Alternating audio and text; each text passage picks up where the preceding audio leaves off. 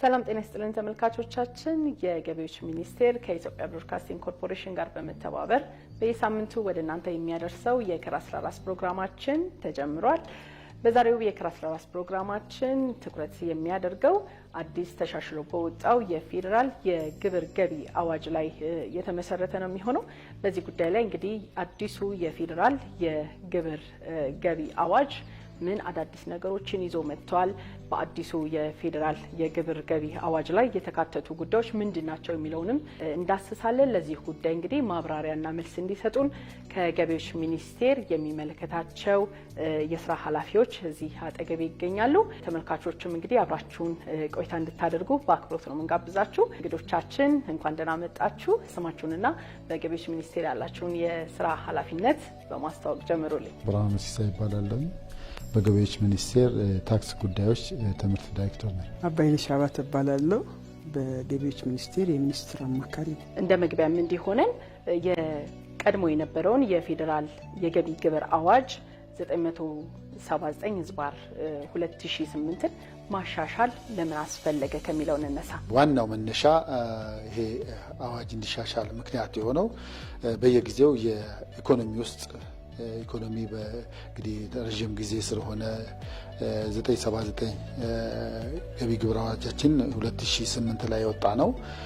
አሁን 9 ዓመት አልፎታል። ስለዚህ በየጊዜው ኢኮኖሚ ውስጥ የተለያዩ ገቢዎች የተለያዩ ግብር የሚከፈልባቸው ገቢዎች እየመጡ ነው ያሉት እና ከዚህ አንጻር የግብር ስርዓት ውስጥ ያልገቡት እንዲገቡ ማድረግ ያስፈልጋል። ሁለተኛ መሻሻል ያለባቸው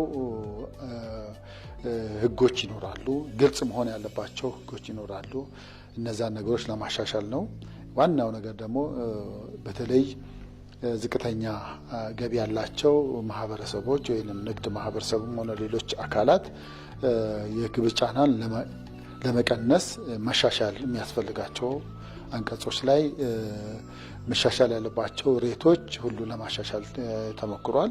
ወይዘሮ አባይነሽ በዚህ ጉዳይ ላይ ደግሞ ተጨማሪ ምላሾች የሚሰጡ። የሀገራችን ኢንቨስትመንት እየሰፋ በሄደ ቁጥር ይህንን ሊያስተናግድ የሚችል ይህንን በአግባቡ ሊያስተናግድ የሚችል ህግ ያስፈልጋል። ስለዚህ ይህን መሰረት ስናደርግ አንደኛ በሀገር ውስጥ ያሉ አነስተኛ ግብር ከፋዮችም የወደፊት ኢንቨስተር ስለሚሆኑ እነሱንም ቀለል ያለ ስርዓት መዘርጋት ስለሚያስፈልግ አንዱ ዓላማ አድርጎ የተነሳው እነዚህ አነስተኛ ግብር ከፋዮች ቀለል ያለ የታክስ አስተዳደር ውስጥ ገብተው ታክሳቸውን እንዲከፍሉ ለቀጣይም ዝግጁ እንዲሆኑ እንዲለማመዱ ለማድረግ አንዱ ያካተተው ነው። ሁለተኛው የገቢ ምንጭ ጋር ስንመለከት ቀድሞ ከነበረን የገቢ ምንጭ አንድ የገቢ ምንጭ ተጨምሯል። የዲጂታል አገልግሎት የውጭ ሀገር ነዋሪዎችን ቢሆኑ የኛ ሀገር ነዋሪ የሆኑትን ከውጭ ሀገር ነዋሪ የሆነ ብቻ ከውጭ ሀገር በሚያገኘው ገቢ እንዲከፍል የሚጠበቅ ቢሆንም ግን ይሄም በግልጽ ነዋሪ ባይሆኑም ይሄን አገልግሎት የሚያቀርቡት ኢትዮጵያ ውስጥ በሚያገኙት ገቢ ላይ ግብር የሚከፈልበት አንዱ ምንጭ ነው ብሎ የገቢ ምንጭ አድርጎ መሰረቱን አስፍቷል ማለት ነው። ስለዚህ በየጊዜው እየተሻሻለ ሬት ማስተካከሉ እንደተጠበቀ ሆኖ አዳዲስ ነገሮች ለኢትዮጵያ ገቢ ምንጭ የሚሆኑትንም የመለየት ስራ አንዱ የሰራበት ነው። ይሄ ማሻሻያ ብለን መውሰድ እንችላለን። አዲሱ የገቢ ግብር አዋጅ 1395/2017 እንደ አጠቃላይ ምን አይነት ይዘቶችን ይዞ መጥቷል? ምን አይነት አዳዲስ ነገሮችን አካቷል ማለት እንችላለን? ጫና የፈጠሩ ካሉ እነሱን ማሻሻል ላይ ትኩረት ያደረገ ነው። ሁለተኛ ደግሞ መደበኛ በፊትም የነበረ ግን የሬት ለውጦች ወደ ዓለም አቀፍ የሬት የተሻሻሉ አሉ። በተለይ ሰንጠረዥ መላይ አብዛኛዎቹ ለመሻሻል ተሞክሯል።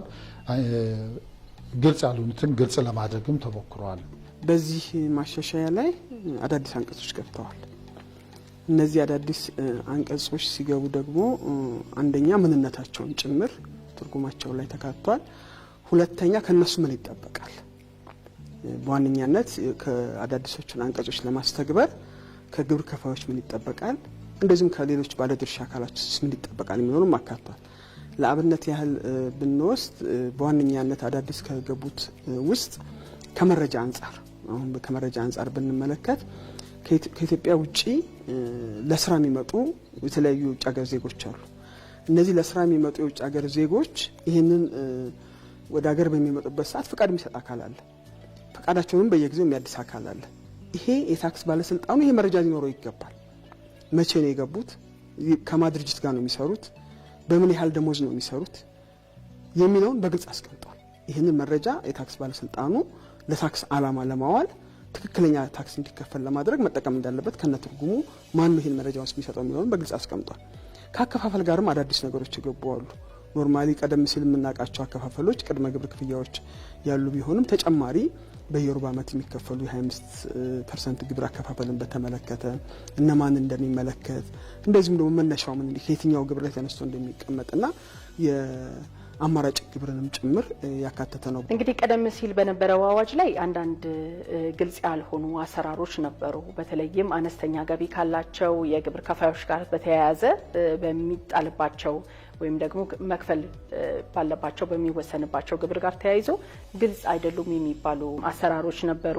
አዲሱ አዋጅ ደግሞ በተለይ አነስተኛ ገቢ ያላቸው ግብር ከፋዮች በአመታዊ ገቢያቸው ላይ የተመሰረተ የግብር አከፋፈል እንደሚኖራቸው ይጠቅሳል እና ይሄ ተፈጻሚነቱ እንዴት ነው? መጀመሪያ የደረጃ ለውጥ አስፈልጓል እና ይህንን የታክስ አሰራር ስርዓትን ወይንም የግብር አሰባሰቡን ቀልጣፋና ግልጽ ለማድረግ ሲባል ደረጃ ለውጥም ማድረግ አስፈልጓል። አመታዊ ድርጅቶች እና ግለሰብ ነጋዴ ሆኖ ደግሞ ከ2 ሚሊዮን በላይ አመታዊ ገቢ ያላቸውን ደረጃ አልተሃ ብሎ የተቀረውን ደግሞ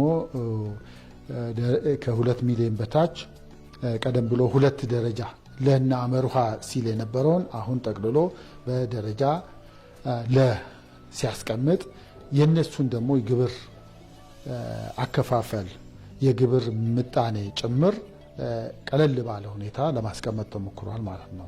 በተለይ የደረጃ ሀመርሃ ግብር ከፋይ የምንላቸው እስከ 500 ሺህ ብር ድረስ ያሉ ግብር ከፋዮች አሉ። እነዚህ ግብር ከፋዮች ግብራቸውን አመታዊ ግብራቸውን የሚከፍሉት በተሰማሩበት ዘርፍ ነበር። የተሰማሩበትን ዘርፍ ደግሞ የሚለይበት በደንቡ 410 በገጹ እንደተቀመጠው 99 አይነት ዘርፎች አሉ። ስለዚህ አንድ ግብር ከፋይ 2-3 ዘርፍ ላይ ከተሰማራ ዝቅተኛ ነው በደረጃው። አመታዊ ገቢው ግን ሽያጩ ሲታይ 500 ሺህ የነበረ ሰው እስከ 26 ሺህ ብር ነበር የሚከፍለው። አሁን በ3% ስናሰላው ከ15 ሺህ ብር አይበልጥም በገቢም ደረጃ ስንመለከት ማለት ነው። እና ከ3% በኋላ በየ500 ሺህ ላይ ተጨማሪ አድርጎ ከ3% ቀጥሎ 5% ነው፣ ከ5 7 ነው፣ ከ7 9 ነው። እያንዳንዳቸው በየ500 ሺህ ብራኬቱን አስፍቶት በ5 ደረጃ አስቀምጦ ነው የሚያስከፍላቸውና ይሄ ጠቀሜታው አንደኛ አነስተኛ ግብር ከፋዮች ስራቸው ላይ ተኩረው ወደሚቀጥለው ማደግ ነው ማሰብ ያለባቸው። ቀጥለው የተሻለ ገቢ አግኝተው የተሻለ ስራ ሰርተው ከዚህ ተለማምደው የተሻለ ስራ መስራት እንዲችሉ ይረዳቸዋል ማለት ነው። በሁለተኛ መንገድ ደግሞ ለታክስ አስተዳደሩ ግልጽ ብዙ ማከራከር እዚህኛው ዘርፍ ነኝ እዛኛው ዘርፍ ነኝ የሚለው ክርክሩ ሳይገባ በግልጽ ያንን እንዲከፍሉ የሚያደርግ ሆኖ የተሰራ። ሌላኛው እንግዲህ አሁን ኢትዮጵያም ወደ ዲጂታል ኢኮኖሚ ሽግግር እያደረገች ያለችበት ወቅት ላይ እንደመሆኑ ይህ አዋጅ የተሻሻለው በተለይም በዲጂታል የሚደረጉ ግብይቶችን በተለይም ከዲጂታል ፕላትፎርሞችን በመጠቀም እንደ ዩቲዩብ፣ ቲክቶክን በመጠቀም የሚገኙ ገቢዎች ላይ የሚጣል ግብርን በምን መልኩ ተፈጻሚ ለማድረግ ወይም ለመሰብሰብ ታቅደዋል? ግብር ስርዓት ውስጥ ያልገቡ እነዚህ በዲጂታል የሚነገዱ ንግዶች ናቸውና እነዚህም ወደ ስርዓቱ እንዲገቡ ነው። ይሄም ሲባል ራሱ ነዋሪ ሆኖ ኢትዮጵያ ውስጥ የተለያዩ ዲጂታልን ተጠቅሞ እየነገደ ያለ የራሱ የሶፍትዌር አዘጋጅቶ የሚጠቀም የሚሸጥ የሚለውጥ ዲጂታል በአጠቃላይ ለትርፍ ብሎ እየሰራ ያለ ድርጅት በአጠቃላይ ወደ ታክስ መረቡ እንዲገባ ነው አዋጁ ያስቀመጠው ማለት ነው። እና ሂሳብ መዝገብ ይዞ መስራት የሚችል ሌሎችም ራሱ ብቻ መጠቀም ሳይሆን ሌሎችም እንዲጠቀሙ የሚያደርጉ የተለያዩ አፕሊኬሽኖች አሉ። እነዚህ ድርጅቶች ግብር ስርዓቱ ውስጥ እንዲገቡ ነው። ሌላኛው በዩቲዩብም ሆነ በቲክቶክ በሌሎችም ሶሻል ሚዲያ በመጠቀም የተለያዩ ማስታወቂያዎችን የሚሰሩ ደግሞ አሉ። የሌሎችን አፕሊኬሽን ተጠቅሞ የሚነግዱ አሉ። አልፎ ተርፎ የራሳቸውን ቪዲዮ ሰርተው የራሳቸውን ትምህርታዊ ነገርም ሰርተው የሚያቀርቡ አሉ። እዛ ጭነው ብዙ ፎሎወር ብዙ ተጠቃሚዎች ጋር የሚደርሱና ከበዛ የተነሳ የተለያዩ ገቢዎች የሚያገኙ አሉ። እነዚህም ወደ ታክስ መረቡ እንዲገቡ ህጉ አስቀምጦ ነው ሄደው ማለት ነው። የዲጂታል ይዘት ፈጠራ አለ፣ የዲጂታል አገልግሎት አለ። ሁለቱን በለየ መንገድ አስቀምጧል። የዲጂታል ይዘት ፈጠራውን በተመለከተ በሀገራችን ያሉ የኛው ነዋሪ የሆኑ ይህንን ዲጂታል ፈጠራቸውን በራሳቸው ችሎታቸውን ተጠቅሞ የሚሰሩት አለ። ከነሱም አልፎ ሌሎች ተጠቃሚ የሚያደርጉም አሉ። ስለዚህ እነዚህን በግልጽ የሚያስቀምጠው ህጋችን ያው ማንኛውም ሰው ገቢ ያገኘ ነጻ እስካልተደረገ ድረስ ግብሩ እንዲከፍል ይጠበቃል በህጉ አጠቃላይ አባባሉ። ነገር ግን እነዚህን በግልጽ ምንድናቸው ስራዎቹ፣ በዚህ በሚሰራ ስራ ላይ እንዴት ነው መረጃው መገኘት ያለበት፣ መደበኛ ስራ ሆኖ እንደ መደበኛ ስራ ሆኖ የሚሰራ ከሆነ እንዴት ነው መስተናገድ ያለባቸው የሚለውን አስቀምጧል። መደበኛ ከሆኑት ውጪ እዚህ ውስጥ የማይካተቱ ግን አልፎ አልፎ የሚሰሩ ከሆነ ደግሞ ህጋችን ላይ በተቀመጠው አግባብም በተለይ ልዩ ልዩ ገቢዎች የምንላቸውን ሁሉ የሚገኝ ገቢ አይደለም ለነሱ፣ ነገር ግን በሚያገኟቸው ነገሮች ላይ ያገኟቸው በዚህ ምክንያት እንዲከፍሉ ይጠየቃል። ትልቁ ነገር ግን የክፍያ ስርዓቱ እንዴት ነው ነው። ስለዚህ ቀጣይ የሚሆነው ነገር ምንድነው? እነዚህ እኛ ሀገር ላይ የውጭ ሀገር ያሉ ሊሆኑ ይችላሉ ፕላትፎርሞቹ፣ እኛ ሀገር ላይ ክፍያው የትም ሊፈጸም ይችላል። ትልቁ ጥያቄ ገቢው የተገኘው የት ነው ነው ጥያቄ። ክፍያው ውጭ ሀገር ባለ ባንክ ውስጥ ሊገባ ይችላል። ስለዚህ ይሄንን ያመቻቸ ፕላትፎርም ባለቤት በግልጽ ለኢትዮጵያ ይሄን መረጃ መስጠት አለበት፣ ኃላፊነትን ጥቆበታል ህጉ።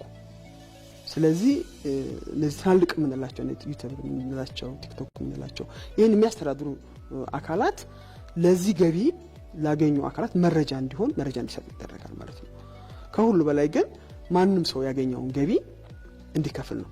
ይሄን ለማበረታታት እየታሰበ ያለው ምንድነው? እንግዲህ ሌሎች ሀገሮችም ላይ ስንሄድ የቴክኖሎጂ ስራዎች እነዚህ ዲጂታል ስራዎች የራሱ የሆነ እንትን ይፈልጋሉ፣ ጥንቃቄ ይፈልጋሉ፣ ማበረታታትም ይፈልጋሉ። ስለዚህ አሁን መደበኛው ግብር ከፋይ ከሚከፍለው በተለየ መንገድ ንግድ ትርፍ መክፈል አለባቸው ብሎ ህጉ አስቧል። አሁን ፓርላማ ባጸደቀውም ላይ እስከ 5% ያልበለጠ ነው ሊሆን የሚገባው መክፈል ያለባቸው ብሎ አስቀምጧል።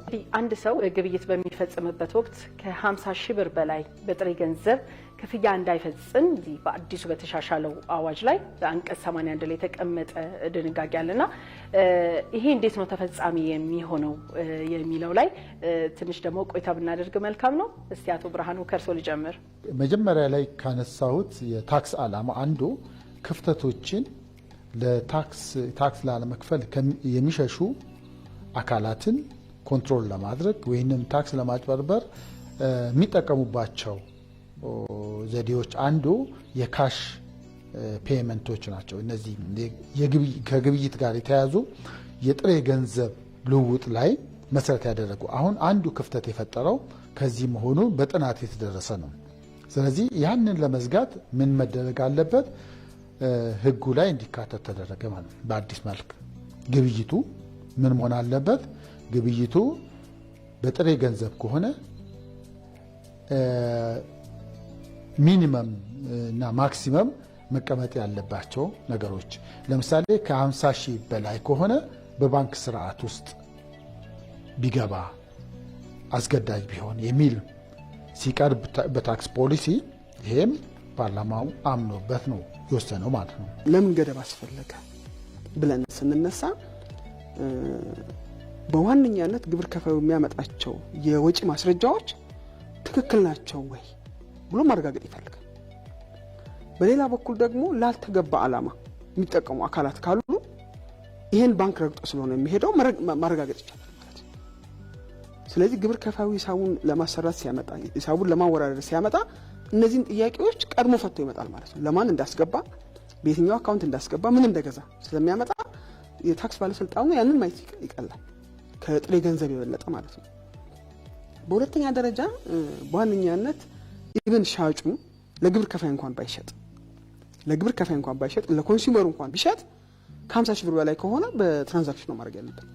በባንክ ትራንዛክሽን ነው። በተለያዩ መንገዶች ባሉት የባንክ ትራንዛክሽን ወይም ክፍያ የማስተላለፍ ኃላፊነት በወሰዱባቸው ነው። ስለዚህ ሽያጩና ጋዥና ሻጩ ራሱ ኦልሞስት ዲጂታላይዝድ ሊሆኑ የሚሄዱት ወደዛ እየሄድን ስለሆነ በዓለም ደረጃ ስንመለከት እኛ ሀገር አሁን የኢንፍራስትራክቸሩ ችግር ካልሆነ በስተቀር ገንዘብ የሚባል ነገር በእጅ አይያዝም። ስለዚህ አንድ ይህንን ከሌላ ከስርቆትም ከተለያየ ነገር መታደጉ እንደተጠበቀ ሆኖ ህጋዊነቱን ለማረጋገጥ የቀረበ ነው።